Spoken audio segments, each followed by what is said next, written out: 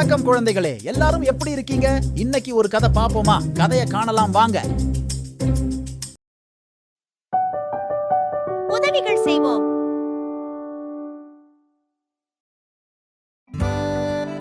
ஒரு சிறிய கிராமம். அங்கு நிறைய குடும்பங்கள் உண்டு.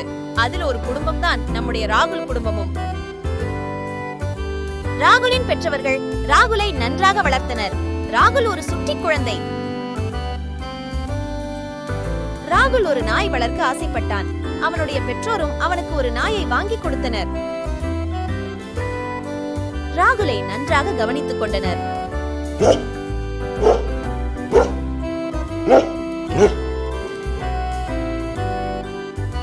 அவன் எப்பொழுதும் அவனுடைய நண்பர்களிடம் விளையாடப் போவான்.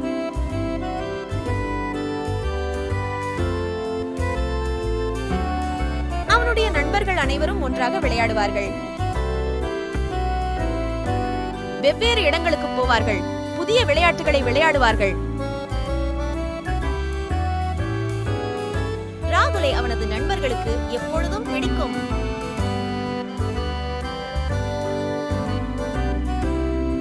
ஒரு நாள் ராகுல் அவனுடைய நண்பர்களான மணி மற்றும் மற்றவர்களுடன் விளையாடிக் கொண்டிருந்தான்.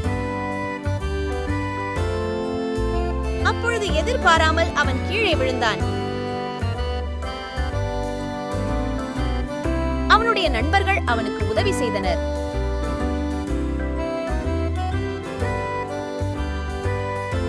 ராகுலை அவனுடைய வீட்டிற்கு அழைத்து சென்றனர்.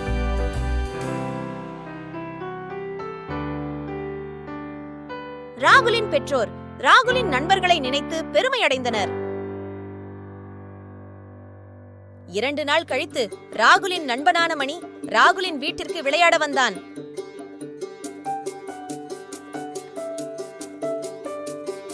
இருவரும் ஒன்றாக விளையாடிக் கொண்டிருந்தனர்.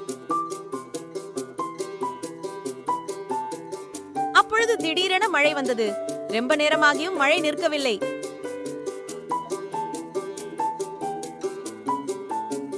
மணி எப்படி வீட்டிற்கு போவது என்று யோசித்துக் கொண்டிருந்தான். தன்னுடைய நண்பனின் கவலையை உணர்ந்த ராகுல் உடனே ஒரு குடையை எடுத்துக் கொண்டு வந்தான். குடையை மட்டும் கொடுக்காது, அவனை அவனுடைய வீட்டில் பத்திரமாக விட்டுவிட்டு வந்தான் ராகுல்.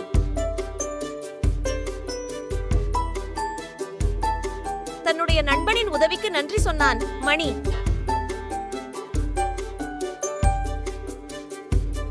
சரி குழந்தைகளே, இன்னைக்கு நாம என்ன கத்துக்கிட்டோம்?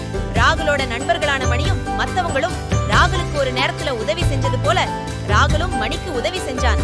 அதனாலதான் நம்ம பெற்றவர்கள் எப்பொழுதும் சொல்றாங்க, நம்மளோட கஷ்டத்துல மத்தவங்க நமக்கு உதவி செய்யணும்னு.